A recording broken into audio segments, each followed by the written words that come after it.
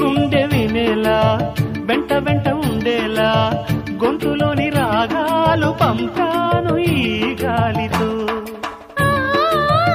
ప్రేమ పదాల గాలిపాట స్వరాల పోల్చుకొని కలిపేసుకున్నాను నా శ్వాసలో.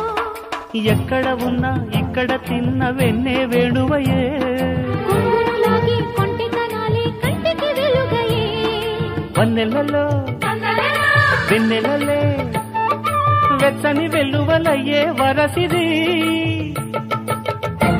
రేపల్లె మళ్ళీ మురళి విన్నది, ఆ పల్లె కళ్ళే పలుకుతున్నది, ఆ జానపదం జల్లుమన్నది, ఆ జానజతై అల్లుకున్నది.